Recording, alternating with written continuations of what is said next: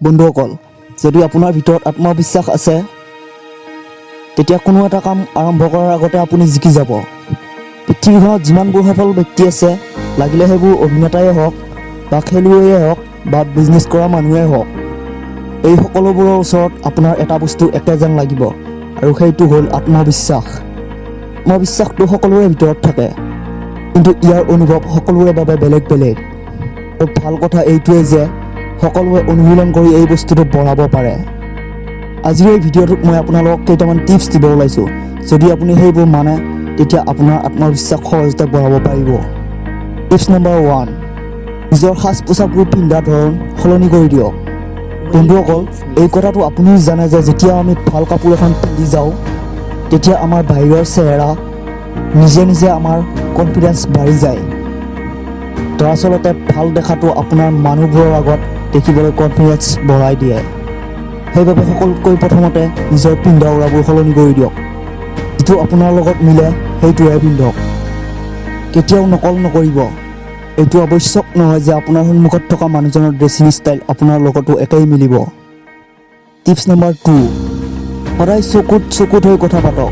বন্ধুসকল, দিনটোত আমি বহুত মানুহৰ লগত কথা পাতোঁ।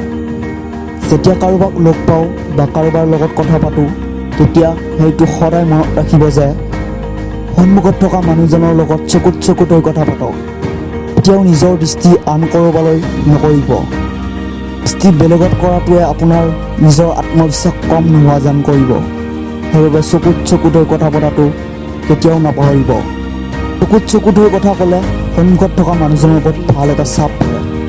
আপুনি নিজে নিজৰ ওপৰত কিমান কনফিডেণ্ট সেই কথাটোৰ উত্তৰ চকুত হৈ কথা ক'লেই গম পোৱা যায়।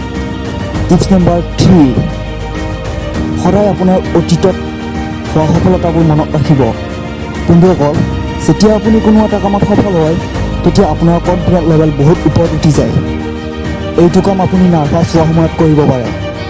যেতিয়া আপুনি নাৰ্ভাছ অনুভৱ কৰিব তেতিয়া আপুনি অতীতৰ ছাকচেছৰ কথা মনত পেলাওক। এইটোৱে আপোনাৰ কনফিডেন্স বেছি কৰিবৰ বাবে সহায় কৰিব, আৰু নাৰ্ভাছ হোৱা সময়তো আপুনি কনফিডেন্স কৈ কথা ক'ব পাৰিব। বিশ্বাস কৰা, যদি এবাৰ চেষ্টা কৰি চোৱা এইটোৱে কাম কৰিব। টিপছ নম্বৰ 4, কেতিয়াও কাম এটা আৰম্ভ কৰাৰ আগতে ভুল হ'ব বুলি ভয় নাখাব। বন্ধুসকল, আমাৰ আত্মবিশ্বাস কম হোৱাৰ আচল কাৰণ এইটোৱে হয় যে কোনো এটা কাম কৰাৰ আগত আমি ভাবোঁ যে আমাৰ দ্বাৰা যাতে একো ভুল নহয়, আৰু যদি কিবা কাৰণত ভুল হৈও যায় তেতিয়া মানুহে কি ভাবিব। আৰে এইটো বন্ধ কৰি দিয়া, মানুহে কি ভাবিব এইটো ভবা। আমাৰ সকলোৱে কয় যে সকলোতকৈ ডাঙৰ বেমাৰ এইটোৱে যে মানুহে কি ক'ব। এইটোৱে আপোনাক কেতিয়াও আগুৱাই যাব নিদিব। আৰু এনেকুৱা এজন সফল মানুহ দেখা নাই যে তেওঁ কেতিয়াও জীৱনত একোৱেই ভুল কৰা নাই। মানুহ হয়, ভুল কৰিয়ে শিকিব লাগে। এতিয়াৰে পৰা ভুল হ'ব বুলি কেতিয়াও ভয় নাখাব। আপোনাৰ এইটো অভ্যাসে আপোনাৰ চেল্ফ কনফিডেন্স আকাশৰ সমান ডাঙৰ কৰি দিব। টিপছ নম্বৰ 5, জীৱনত ৰিস্ক ল'বলৈ কেতিয়াও ভয় নকৰিবা। বন্ধুসকল, এই কথাটো মই আপোনালোকক এটা উদাহৰণৰ সহায়েৰে বুজাম।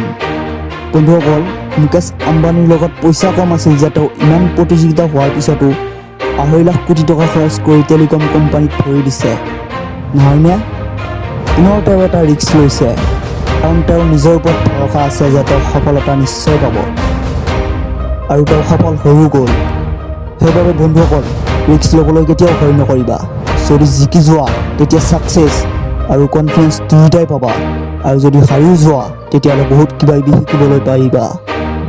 বন্ধুসকল, মোৰ আশা আছে যে এই ভিডিঅ'টো চোৱাৰ পাছত আপোনাৰ চেল্ফ কনফিডেন্সে আকাশ ফালি দিব।